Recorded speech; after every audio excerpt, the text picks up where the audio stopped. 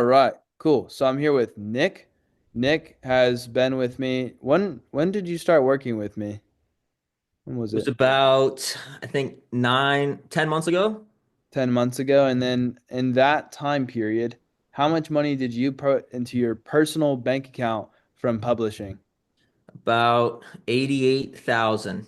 All right, you got to prove it though. We can't just like be like, "Oh, this guy made 88,000." For the people watching this video too, like I want to like genuinely show you in this call like while he pulls this up, like how he did this and I want to show you real proof with real like refresh proof from him, right? This is not like a fake call or nothing, right? And we're going to break down exactly like what Nick did. And it's just going to be a super cool chill call, you know? Yeah, he has to like move the dates to show the full amount. I mean, I believe you for now with 69. 69 is a pretty cool number. There we go. $88,000. You could see back there in April, right? The bank account was a little bit lower, right? And then it was like, and now it's going up and it's starting to be pretty consistent. So let's fucking go. So, how did you discover this stuff in the first place? What got you into publishing in the first place? Like, why did it intrigue you? So a while ago, I guess when I first started online business, I tried everything, like the rest of us, I guess. I tried like drop shipping first. I tried doing a Facebook ads agency. I tried doing pretty much everything. And none of that really worked. Like I got a client with social media marketing and like Facebook ads, and I got like $1,000 a month client, and like I had no idea what to do. I didn't know how to run Facebook ads. I like outsourced it for 800 bucks. They got no results. It was a disaster. And then I started video editing and that was like kind of my first little bit of success. Like I started getting like clients for like, 400, 800 bucks a month. And then I guess my best month with that was like 2,000. And that was like an off month. I was genuinely making like 1,000 bucks, 800, like 1,000 bucks a month consistently. And then I discovered you and you brought up this opportunity about like using AI and kind of manufacturing like offers for creators. And I was like, okay, like this kind of everything kind of started to click. I was like, okay, I don't need a big audience, right? I can kind of leverage somebody else's audience and enter myself in there and be able to make a significant amount of income from it. And I don't even have to show my face. And things just kind of clicked. And I was like, okay, like I genuinely believe this, like this is good. And that's when I like really started to lock in. And that's when things pretty much changed almost immediately. Like pretty much almost immediately, I went from like 800 bucks a month to like 3K right away. And then it was up to like 5K. And then it went up to like 18,000. And then like this month, I'm at like 12 to 14,000. So. Hell yeah. And what did that feel like to go from like, bouncing around from client to client, having to do a bunch of outreach to pretty much no outreach and working on an offer and putting $18,000 in your bank account every month? It's um it's a completely different lifestyle than I've lived in my entire life. Like it's like one of those things where it didn't really feel real until like a couple months in. Like it was like I was always like looking at my bank account whenever I go to the grocery store. Like my girlfriend was like heavily paying for like a lot of things at the time. And then like I remember there was a point in time where like I spent my last dollar and I was like, yo, like this is gonna work. And then from that moment, and then after making the money, it was like it's almost like not even real.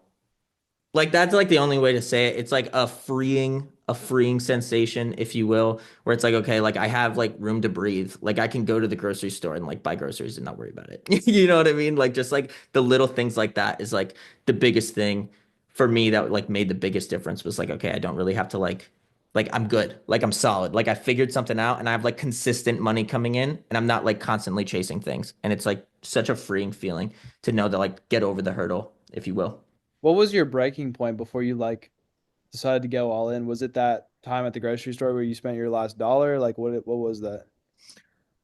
I used to be a bartender and I remember there was one night I had a really bad night like behind the bar. Like everyone was just dickheads. Like it was brutal and I was like I am sick of being somebody else's like bitch. Like I'm so sick and tired of it and that was like a breaking point for me when I was like okay, I need to go all in. And then when I was brokest of the broke and I didn't have a job anymore and I made like 800 bucks, that moment where I was like I cannot be a failure, that was like the moment where I was like, okay. it's time to go. Like it's really time to lock in. Like I'm sick of like trying this constant cycle of like new business model, flashy, blah blah blah, and like trying all that stuff. And like I was like, this is gonna work, and we're gonna make it work. And that was like the breaking point, I guess. Like being at the absolute rock bottom with like no money, Why like being completely in debt. why did you not go all in on like other business models in the like before that? Like were you skeptical of other people or business models or what was it? I realized with the majority of other business models, it's like you're still trading time for money. Like that's like the biggest thing is like if I was to do like social media marketing, for example, I got a client there, but I realized like I'm constantly doing outreach all the time, trying to get new clients. And then if I do get a client, my profit margin is low and my workload gets higher. So Yeah. like the more money I make, the more I'm working. When that's just like a flawed concept, especially like in today's day and age with like the internet and AI and all these like all the tools that are available to us, it just didn't make any sense. And I knew it was like I'm just replacing my job. Like I'm not really doing anything different. Like I'd rather have money work for me instead of me just trading time for money. That was like the biggest thing. Yeah, that's huge. That's why I've gone all in on the publishing model and I still do it to this day and I'm actively like working on a new offer right now and I probably always will just because I love working on new businesses, new offers and stuff like that. But what were like because obviously with anything you probably had some objections or you're probably skeptical of the publishing model. What were the things about it that you're kind of like skeptical, but then you figured out like, okay, I understand this now. I guess the thing I was skeptical, I honestly don't even think I was skeptical. If I'm Really? being completely honest, like I saw the opportunity and like normally with every other like business model, I'm like, yeah, but there's this, yeah, but there's this. And with this model, I guess the number one thing was like I couldn't even tell you anything I was skeptical about. It was like because I've been sold so much in the past and like I can see right through like BS.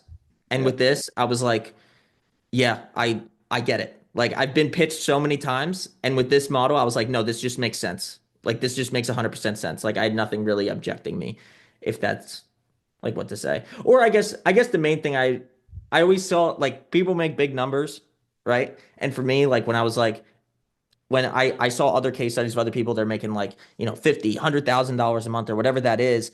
And I was like, okay, like that's cool. Like, am I really going to get up to like that 15, 18, $20,000 a month mark? Probably not. I'll probably only get to like 5 to 6, but that's still way more than I ever would have imagined. And then, turns out you can. Turns out that money's out there and it exists. Yeah. And what was it about like the publishing model that like you really liked about it? Because obviously it stuck out to you. Obviously you compared it to everything else. What was the thing that's really stuck out that was like, I have to do this? I only have to work with like one person, right? I don't have to chase people down all the time. I didn't have to show my face, and the money was exponential. Yeah. Like there's no cap, Yeah. really. I You know think what I the mean? biggest shift, like, sorry to cut you off, but I think the biggest shift for everyone, like going through like the publishing model or even trying to get into it or looking into it, is going from the get clients mindset, like, oh, I need clients, I like clients. And some people who are still doing the publishing model, they get stuck in that and they don't focus on an offer and they don't scale. They're probably not making as much money as you, right? But I'd much rather take a higher percentage and let the creator know, let the person I'm working with know, like, hey, I'm all in on this and it's going to make a ton of money because it's a business that can scale to millions and millions and millions of people. Yeah, so I think that was the biggest shift. What was the moment when you had that shift where you're like, "Oh, this person's not really even a client. This is an offer. This is like a real business. This is an asset that'll pay me when I sleep." That was, I would say, probably when like the business itself did it when the business itself did its first like $15,000. I remember I had a conversation with my business partner at the time, and I was like, listen, like I just want like let's just lock in and let's make this happen. And then I think it was like 2 or 3 months later, we hit like 50,000.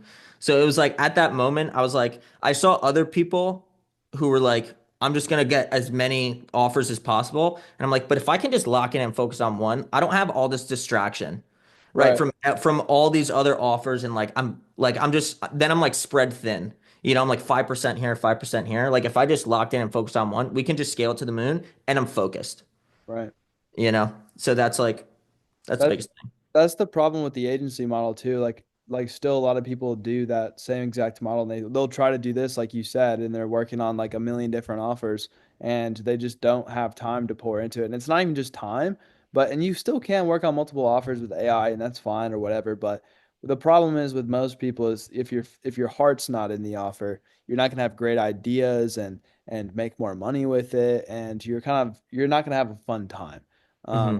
Have a good time. So that's the next thing I want to talk about. Like, what did your life look like before, like with the agency model? Like, what were you doing on a daily basis, like agency model and the freelancing stuff you were doing, and like what are you doing now using AI and publishing and working on an offer? So before, when I was doing like the agency model, I would wake up and I would send outreach all day. Right. That's literally all I do is send outreach and try and book sales calls. And then when I was freelancing and I Wait, was let me doing pause you right there. How did that make you feel doing it, waking up every day knowing that you had to do outreach if you wanted to pay your bills? How did that Oh, make it you? was brutal, dude. Yeah. It's horrible. Like, I think everyone who's done outreach knows it's horrible, and dedicating your entire life to outreach, it sucks. Because you just get everyone just tells you no all day.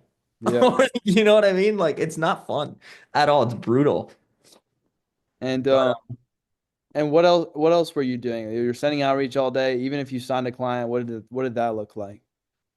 dude, I didn't even know. Like, I literally got one client, and I was like, this is a dumb model. I was like, this is so dumb. I think I tried to get a client for like 3 months. So I literally did outreach. It was the first time I really like locked in and grinded. It took me like 3 months to get a client, and then I was like, I finally got it. They didn't get results, and I'm like, this is a dumb model because I don't know how. I don't even know what I'm doing. And then I pivoted, right? And then I pivoted to like freelancing. And then when I did the freelancing, I was doing editing. It was like I finally got a client, and I was like, okay, now I have a ton of work to do, Yeah. right? And then I'm working, and then it's like, oh, now I need to do outreach to get more clients. And then, okay, great, I got another client. Now my workload just doubled, Yep. right? So it was just like it just didn't make any sense, you know? And looking in the future now, like let's talk about like how much work you were doing when you could be honest, like you're probably doing a little bit more work when you launched the offer, but what does the work look like now? Like from like signing the client to or I guess not client to like partnering with the person, working on the offer to getting it launched, scaling it up. What did your like work life balance look like after that? Yeah, so in the beginning, when we first partnered up, there is a workload. Like it's not it's not like easy going, like there is a period of grind. And then kind of right after that, when things are launched and things are going, it's like things are just operating, like for the most part. Like you're essentially just making sure things are running smooth. And then when you have new ideas, you bring in new ideas to make more money. And it's very simple because when you create the systems, things just kind of happen on autopilot. Like now my day-to-day is very chill right Yeah, now. Like I have way more opportunity to do anything I want, and I can work like 2 to 4 hours a day. Or sometimes, like if I don't want to work a certain day, like if it snows, if I get a big snowstorm, I'm gonna go ski because I can. You know what I mean? Like things are still operating even if I'm not there. right. You know what I mean? Yeah, another thing too is like I had an agency that I got to 30 grand a month and I had like 10 clients and I remember I went on vacation and I had so much anxiety because I had to answer my clients like even when I was out on the beach and stuff and I just hated it.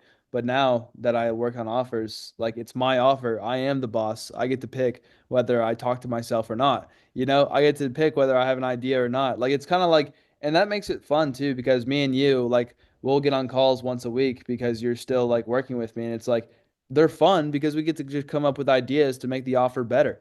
It's like, hey, like what if you did this? And then it's like one idea. It's like let's talk about that because I know we had some experiences like doing that. Like we'd like get on a call, we'd scheme some stuff up, and then you're like, yeah, you'll like text me like, hey, bro, like just made like a bunch of money from that idea we implemented. like what did that look like?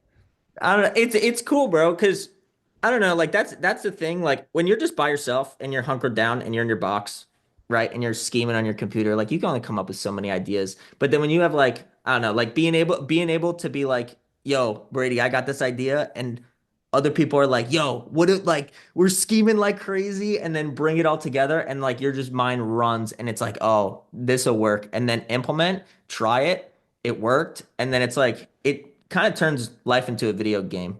Yeah. You know what I mean? Yeah, it's kind of like I went for a walk the other day and imagined like the offer that I'm working on, the publishing offer I'm working on. I was in the weeds because my Facebook ad account got disabled for a little bit. I got it back, but I was like, oh, it's not working. And then I went for a walk, and then I pictured like the whole business like a video game board or like a board game. And I was just like at the start of the board game for this new offer, and I just need to get past this roadblock and then do this and do that, and like I could see the whole thing. It's really cool. What else would you say that like you really enjoy about the work with like publishing? You could genuinely change people's lives, like genuinely. Like obviously depending on the offer you get on like I know for me like I get messages every single day like just because I'm more involved with the offer. I get messages every single day about how, what we've built genuinely changes people's lives. And Yeah, that's an incredible feeling. Like I don't feel like I'm just, you know, printing money with no purpose, if that makes sense. right. Like there's actually meaning behind it and people genuinely are very appreciative of that and they're 100% willing and sometimes begging to give you more money, which is a crazy paradigm shift. But yeah, that's definitely the best part. So let's jump into that. So I'm just gonna ask the question people will ask you at Walmart or like I was at Best Buy yesterday and getting sold a phone and they're like, so what do you do? So like let's ask you that question. So what do you do exactly? Like what do you do? Dude, I hate that question because it's so hard to like it's so hard to say. Yeah. Um I'm kind of like a stick man, I guess. Like I don't even know. Like He's a I just puppet master. He's a yeah, a puppet master, right? Like I don't know. I convert attention into dollar signs and change people's lives in the process, I guess. Like I try and think about it because I don't work all that much, I only work a few hours a day and like when I'm doing that, I'm just, I'm like I'm talking to AIs, right? Which is crazy. Um but So yeah, it's we know what you do though, but like, what do you like? What do you do in the offer? Like, what do you do with your creator? Like, who do you guys help? How do you help them? Yeah, Oh, so yeah, so he's a woodworking content creator and we simply help people make a side income with their woodworking because they like it, no, you yeah. know? So that's pretty much it. There's a community, there's a course, we have like one-on-ones and all different types of, opportunities for them in order to, turn their passion into an income stream. So, okay, so I'm gonna go all the way from the front. I'm gonna start by asking you. I just want to give a little roadmap for people that are still watching this. And if you're still watching this, this is cool that you're still here because it shows that you're actually interested. You're gonna make it. Just want to let you know. I bet Nick was watching videos like this when he was first starting out. Because I have a lot of these. I have like 20 of these videos, like 25 of these videos. So what I'm gonna do, Nick, is I'm gonna ask you how you found that opportunity in the first place, why you thought it was a good idea. And like also want to paint the picture of how much opportunity is really there because there's like literally like 200 million creators. There's all types of opportunity. There's creators that don't even exist that you could go help them make content and like make more money. And then I want to talk about like how the launch worked, how you came up with that offer, and then how you've scaled it to where it's at today, the different that how the ecosystem set up, the different pricing structures, etc. So let's get a little in the meat and potatoes here. So how'd you find and spot that opportunity? So I found him when I had a little hiatus and I wanted to build a truck camper. So I needed to like figure out like some woodworking things and I ended up finding his YouTube channel. And this is when I was editing videos at the time and I found his YouTube channel and I simply just sent him a message. I sent him an email and I was like, "Hey, I made videos for you, blah blah blah." And then I ended up working with him closely on just like editing his videos for him. And then when I stumbled across this opportunity, I was like, "Oh, I'm just gonna ask him if he's like interested in this kind of thing." So I pitched in the opportunity on a rev share. He's like, yeah, dude, let's do it. Like, I'm in. And I was like, all right, like, let's run it. And I was like, okay, let's get to work.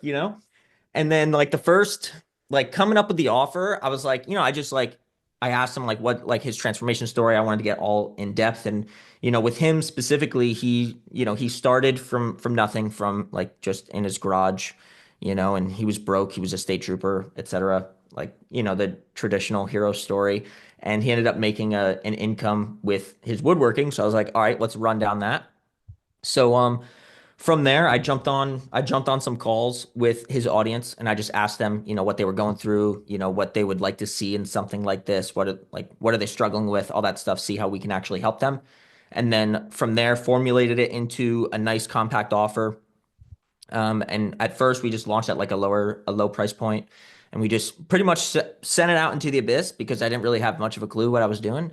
But because we had so much traffic, like I think the first month we did like 10K, like the first month. So that was just a blessing. And then from there, I really started to figure out like, okay, this is how it works. Like I get it now. Like first one was a first one was a given, and then from there, it was I guess how in the weeds do you want me to go here? Well, not yet. I want to ask you a question actually. We'll just like kind of pause, like we don't have to go super deep because I know you can go for days on this kind of stuff because you've been in the weeds. But I want to ask this question for the people watching this. Like, the group you came from, I initially started helping you in. There were 2,000 other people in the group also working on publishing. And a lot of them had different offers that they were working on, like really different offers. And it's really weird once you get into the space and you see how much opportunity there actually is. There's all these different creators, there's all these different offers. What are some of the weirdest or coolest or most interesting offers you've seen like working with me? I think I don't know. I thought mine was pretty unique. I've never seen anyone else have like a I woodworking think like it's very offer. unique. Yeah, I like it. Yeah. And then like there was one kid, he had a rug tufting offer. I thought that was pretty unique. That was pretty cool. I was like, all right, that's pretty neat. Yeah, Like like there's how to some make people, rugs. Yeah, yeah, like rugs. yeah, What? You know what I mean? yeah, Like that's always pretty cool. And then there's some people who have like these really crazy offers that aren't even like in some big transformative, like I'll make $1 million. Like some people just have very generic offers, like manifestation and things like that that are very simplistic, that aren't as like make money, you know what I mean? Even though that's where, I think most of the money is in the make money industries. But literally, oh, there was a jewelry is another one. Like jewelry is pretty interesting. yeah. But like anything that can make an income or change someone's life along the lines of health, wealth, and relationships, and that's like a Huge. Yeah. lot. So much opportunity. It's insane. Yeah, Yeah. like what was the weirdest thing I've seen recently, being in the space is survival offers. I don't know if you've seen those yet, but there's literally people who like teach people how to like survive an apocalypse and they like teach them how to stack up food and stuff like that and survive like on their own. So that's a whole different like other ball game. So just to paint the picture for the people watching this video, like a lot of people are very closed-minded when they come into stuff like this and they're like, "Oh, I need to do the best client ever. I need the exact niches. I need the list of creators." Like, no. Like I promise you, like if you just look at your personal experience like Nick did, I think Nick, like everyone's always looking for the best outreach message or the best like script, but they don't understand that if you're looking for a script or an outreach message or a template, especially from a guru, like that shit's not going to work because that everyone else is using it. But what Nick did that I think is very unique is he went to the creator because he had that experience of like I needed to build this thing for my shed or whatever you said, like the camper, right? Woodworking for your camper, and you're like, hey, like I actually do video editing, and you got them on a smaller service. Like for example, you could write someone a sales page or build them a funnel or do something small just to get your foot in the door. And then you can kind of like get into a publishing partnership where you actually like work with them and you help them make more money and you become like a real partner of theirs instead of just this guy who edits videos or writes copy or does this other stuff. So I think that's super cool. So I want to go back on track though. Um, so you made 10K the first time, kind of just lackadaisically throwing up a sales page. Were you using AI like at all at that point? Like how much time would you have saved if you like knew what you know now? So at the time, I was not, right? I was not using AI. I spent probably ungodly amount of hours Yeah. like trying to build everything out. And now it's completely different. Like now it's completely different because being able to leverage AI and all that stuff just makes it so much easier, like almost like a cheat code. But yeah, at the time it was hours, like days, like to Yeah, build out a sales page and to write everything at the time. And then now it's the complete opposite. yeah. I think a lot of people make the mistake of like trying to like they just ignore AI. They don't like accept it and then they just Mhm. don't use it. But like the thing is nowadays, especially how I've set it up is like I've become such an AI tweaker that it's just like boom, you could just set this stuff up super fast with AI. So that's crazy alone. Like now that people have that advantage. But I want to talk about the launch. What did you learn from launching the first time and then like then once you launched the second time or third time or whatever, like what was that big shift that you had with like making more money every single time you launched? So I think the first time I had a bit of an idea, but I made it so complicated that it was so hard for people to purchase. Like it Right. was so complicated. And then as time went on, I kind of understood that it's so simple, and the more I overcomplicate it, the less money I'm going to make. So like with our most recent launch we did a high ticket offer, and I made it as simple as possible. I used AI for the majority of it, and we did, I think, like 37,000 in like a day. Damn. It- And that's like, and it sounds like a little crazy, but like genuinely, it was so simple because I just simplified the process, and then using AI, it wasn't a ton of work, you Yeah. know, you know what I mean? So Yeah. I think that's like the main thing about like offers in general. I think just make it more simple, you know. What would you tell someone that's afraid to launch, someone who's afraid to launch an offer to do the work because they've never done it before? They almost like feel like an imposter because like, you know, you're stating to this person that you can help them make all this money and you're gonna partner with them, but they've never done it before. What would you say to that person? It's so hard not to make money. Yeah. Like you can mess it up so bad and you'll still make money. Like that's what I did. Like I messed it up so bad, but we still made money, you Yeah. know? And then once you make like once you make them a little bit of money, like just a little bit, they're like, "Whoa." That's like, and then they're like, "I need you forever." They're like, "I don't know what to do. Like I don't know what to do without you," which is nuts. And then you get better and then you just yeah, then you just have them in your pocket pretty much. Yeah, it just becomes like a system where you can kind of just do it in your sleep at that point. I would say too is like with Hmm. everything I've worked on over the last like because I've spent like the last year and a half really perfecting like all of my frameworks and blueprints and templates and stuff like that. And it's like if you just follow the stuff and if you just like prompt the AI bots properly, like you'll just be able to do the thing, you know? Like you'll just be Hmm. able to like launch. It's pretty fucking simple. You just literally like prompt it you just give it the proper information and using the proper frameworks it just spits out this perfect stuff and you just copy and paste all the stuff over and you make money and that's why like I think getting clients is so dead bro because if your clients can do that like why the fuck would they pay you $3,000 a month to write copy for them? That's insane. So I want to get back on track again though. I got off track a little bit, but what would you say is the key to scaling? Because you're one of these guys who have scaled to $50,000 per month. You achieved the unbelievable number that you never thought you would even touch. What would you say is the key to that? And yeah, I'll start there. What would you say is the key to that? I would say consistency is one, right? If you give up and go shiny object syndrome and run away, like you're never gonna get there. That's one. I would say consistency. The second thing for offers in general, building more of an ecosystem where you increase the lifetime value of a customer.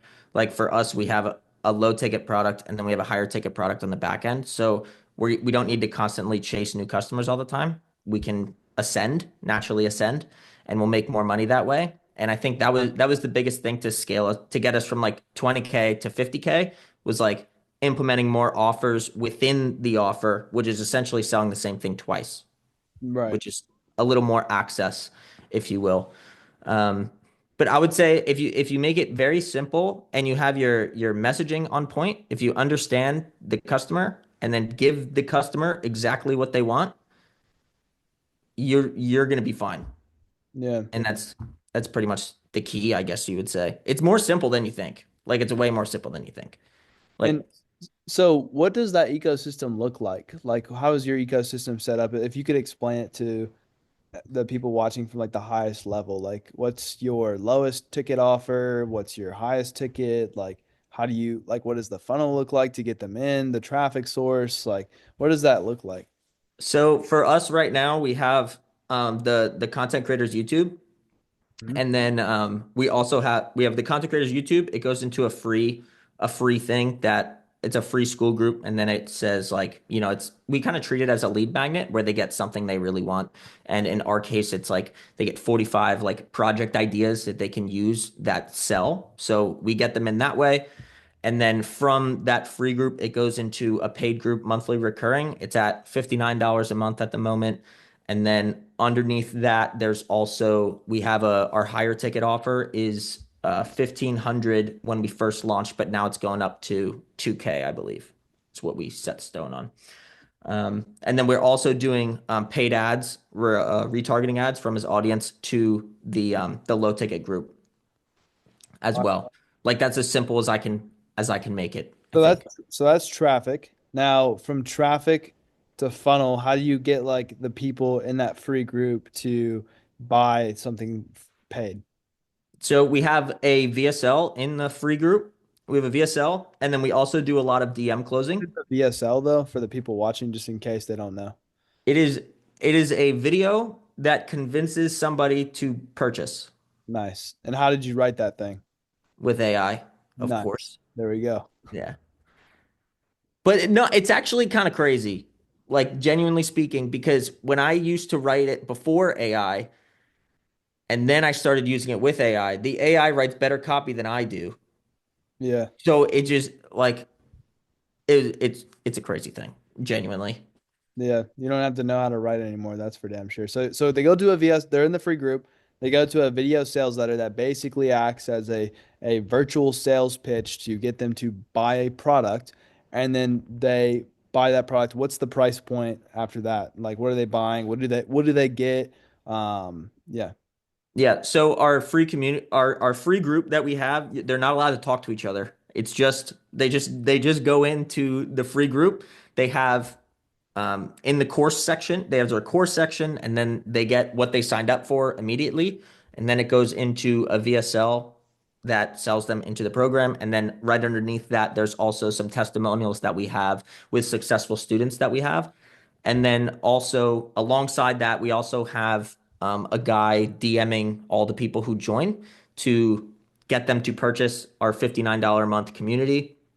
And then the $59 a month community has, it has a full community in there. There's courses, there's coaching calls, there's guides, there's, pretty much everything they need to succeed with, their passion and what they want to do.